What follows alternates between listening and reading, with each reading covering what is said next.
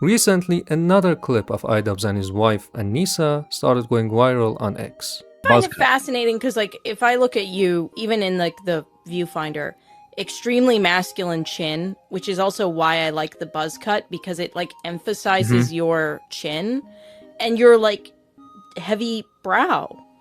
Like, I would argue you have one of the most. Part of the reason why I don't want to have a child with you is because I'm terrified if we have a girl that she's gonna have all your masculine features. Brow.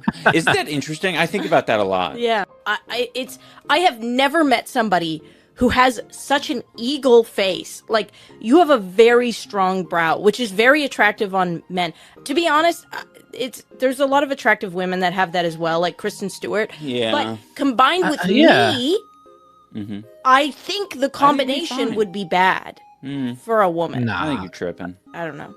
Now, this video already has around 5 million views and 5,000 comments on different platforms. It's short, it's awkward, and got way more reaction than you would expect from just a few seconds of conversation. And looking at the reactions online, people kind of fall into two camps. Most of them think this was a humiliating interaction, while others think it was completely normal. And we're gonna talk about both of them, we're gonna analyze both of them, but just to be clear, I'm only trying to make sense of what happened. This isn't about blaming anyone or throwing hate around, so bear with me. We're gonna start with the situation itself. Implying that you don't want kids with your husband because you're afraid they might look like him on camera, knowing tens of thousands of people will watch, is definitely careless. Because inside a relationship, when you communicate with your partner without hurting them, you rely on shared history, tone, inside jokes, teasing that only works because both people understand the subtext. And even then, many people still get hurt. We see couples fighting because of misunderstandings all the time. But the audience doesn't see any of the subtext in your relationship. As a viewer, I'll fill in the gaps with my own norms and opinions, especially around sensitive and controversial topics like appearance, desirability, or having children.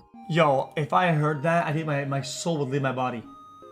Chat, I think if I heard that, guys, it feels like such a a way to say you don't have to with somebody. If you a reason, like the reason, because if they had these features, dude, that'd be like it just feels like you just don't want to have to with me overall though. It feels like an excuse though. Guys, this is kind of sad.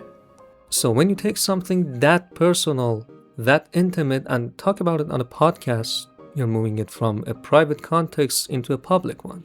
And when you do that, you gotta change the way you speak. Of course, you don't have to, but if you don't, people are gonna hear it through their own lens. And here, that lens is all about your husband getting humiliated. But actually, from my perspective, what happened here was not malicious. I don't see a conscious desire to humiliate. When I first saw the clip, it just seemed like she was kinda complimenting him, you know? She didn't say he is unattractive. She said that her husband, a man, has some masculine features that wouldn't look good on a baby girl. And he was cool with that. I even showed this clip to my partner and she pointed out something interesting.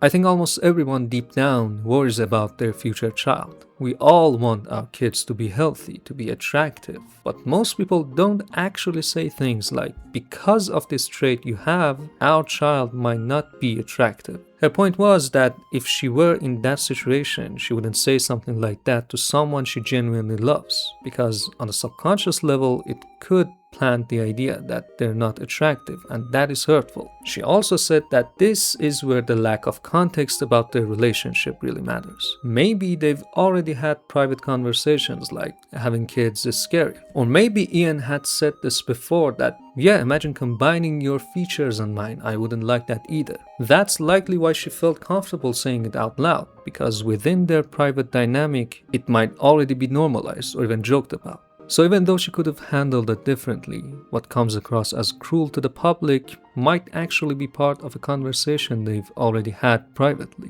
And the thing is, again, he seemed okay with it. So why were so many people upset over a comment about Ian that he himself didn't mind? Well, I think a lot of people, not everyone, weren't actually reacting to Anisa. They were reacting on behalf of iDubbbz. I believe some were doing it in a parasocial way because they like him or feel protective of him as a creator, but I think many were reacting because they recognized that feeling instantly. Not in the sense that they were insecure or projecting about themselves exactly, but in the sense that the clip triggered something almost universal in relationships. The fear of having a partner judge you, of being seen as undesirable, the feeling of potential vulnerability. It's a kind of feeling that hits automatically because we all have a version of it inside us. The low-level fear that if someone you care about points out a flaw, it might change how they see you. Again, this isn't what happened for everyone, it's just my educated guess about why this kind of reaction feels so personal. Because in a way, it is.